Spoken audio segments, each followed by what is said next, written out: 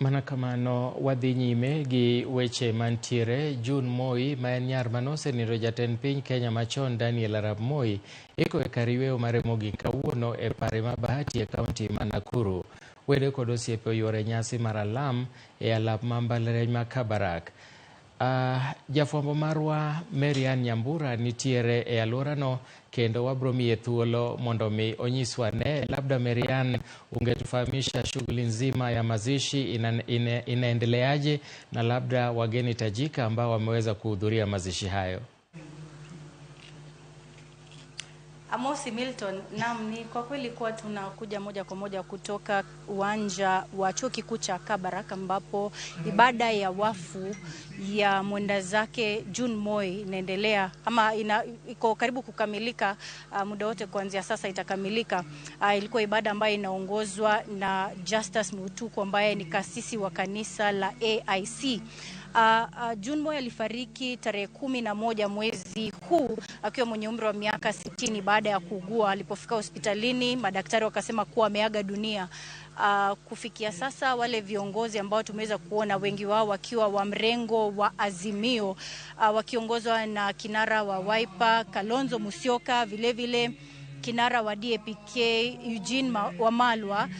Vile vile tukaweza kumuona aliyekuwa magavana wawili wa kitambo hapo awali, Mwangi wa Iria na vile vile Lee Kinyanjui, wakiwa miongoni ambao waliwasili hapa kumuomboleza mwenda zake June Moi, na vile vile aliyekuwa jaji mkuu David Maraga pia.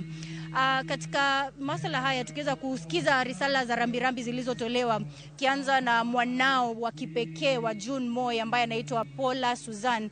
Alisema kuwa mamake alikuwa mwenye wa kumpa motisha, alikuwa rafiki wa wengi, na vile vile pia akisema alikuwa mwanaspoti. Na tukiweza kupia tukamsikiza yule Philip Moi ambaye ni nduguye, alisoma rambirambi yake kwa niaba ya ndugu wote, ambaye ni Major Retired Philip Moi, akisema kuwa licha ya kuwa amempoteza June akiwa mwenye umri wa miaka 60, atakumbukwa kwa yote aliyofanya wakati huo kwa maisha yake. Kando na hayo, viongozi hao ambao niliowataja waliweza kutoa risala zao, na kisha baadaye tukaweza kuona cheche za siasa zikiibuka. Kianza na lile swala la magavana ambapo Kalonzo Musyoka alikuwa anasema kuwa serikali ya sasa imeweza kuanza kukandamiza wale waliokuwa magavana, na hata gavana wa sasa akimtaja gavana Simba Arati, na vile vile pia akimtaja aliyekuwa gavana wa Murang'a Mwangi wa Iria, akisema kuwa kesi yake ambayo imewasilishwa na tume ya EACC kuhusiana na ubadhirifu wa fedha takriban milioni 400,000 ni swala ambalo akisema kuwa ni kuwakandamiza, serikali inakandamiza waliokuwa magavana. Kando na hayo, masuala mengine ambayo yaliibuka ni swala moja tu likiwa lile la utovu wa usalama katika eneo la bonde la Ufa, hususan Baringo. Viongozi waliokuwa hapa wakiongozwa na aliyekuwa mbunge wa Nandi Hills Alfred Keter, na vile vile aliyekuwa gavana wa Nakuru Lee Kinyanjui, wakisema kuwa kwa sasa serikali inafaa ama inastahili kuangazia lile swala la utovu wa usalama, ikizingatiwa kuwa katika eneo la bonde la Ufa na Baringo takriban shule 29 zimefungwa kutokana na utovu wa usalama. Kwa hivyo kusema serikali sasa iweze kuzingatia haya badala ya kuanza kufikiria masuala ya kuondoa maafisa wa usalama kutoka hapa kuelekea kwenye operesheni eneo la Haiti.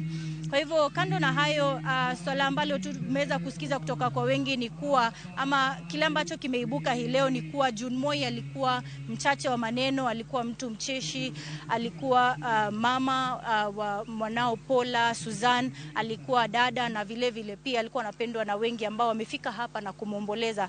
Baada ya wafu kuisha, tunatarajia kuwa mwili wa mwenda zake utapelekwa ama utasafirishwa. Itakuwa safari ya mwisho sasa ambapo mwili utasafirishwa kutoka chuo kikuu cha Kabarak ambapo tuko na kupelekwa katika nyumbani kwake eneo la Bahati, kaunti ya Nakuru, kwa mazishi ambapo atapumzishwa hapo, na kisha baadaye rambirambi zitazidi kwa familia hii.